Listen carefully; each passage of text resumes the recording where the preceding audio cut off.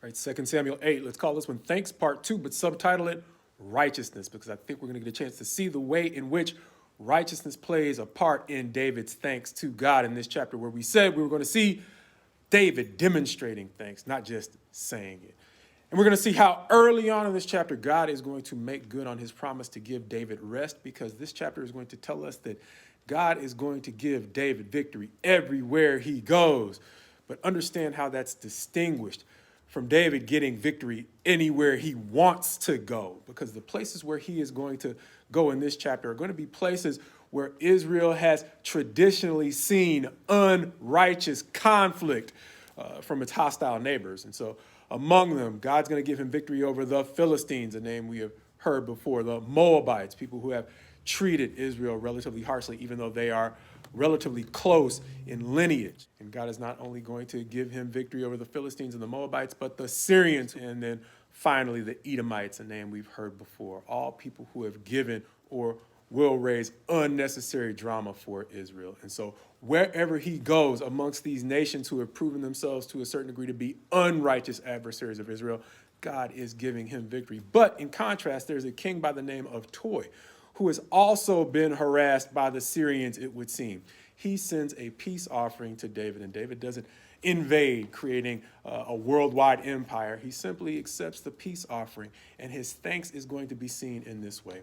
Not only is the peace offering going to be something that he is going to dedicate to God, but he is also going to take the spoils of these wars and dedicate them to God, pointing back to the way in which David went beyond giving generalized thanks to God, and he was able to itemize the thanks he gave to God, as we indicated from a sermon I heard earlier this week from someone else, helping us to understand that when God gives us something, he gives it to us with a purpose. And David, as the king of Israel, had the purpose of leading the nation into a righteous place. And when God encouraged him by saying, "You will not be the one to build a temple for me, but your son will," David's itemized thanks to God helped us understand how the things that God was giving him could be dedicated to setting his son up in a position to succeed in actually building the house of God, as David wanted to do but would not be able to do. And so now we're seeing an indication how David's specific thanks is now turning into specific acts of gratitude, as David is not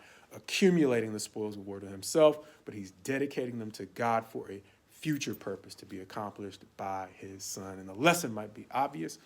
When God is giving us blessings, they are almost always tied to a larger purpose. And even more than dedicating the spoils of war to God's purpose, he is going to dedicate the nation to God's purpose, because once his enemies are subdued, he's going to say this about David in chapter 8, verse 15.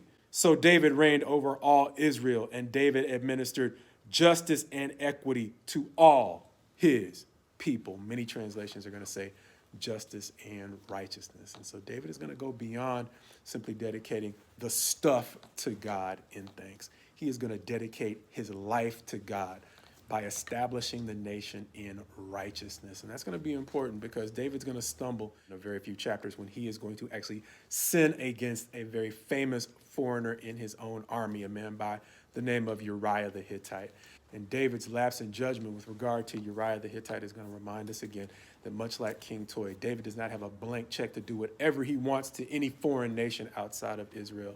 And likewise, in a nation established in justice and righteousness for all, he does not have a blank check to do whatever he wants, even to a single foreigner in his own nation, understanding that his sin against Uriah the Hittite, a single foreigner, is going to provoke God to essentially decimate David's entire household. As the next few chapters give us an opportunity to see what righteousness does and does not look like for a man after God's own heart.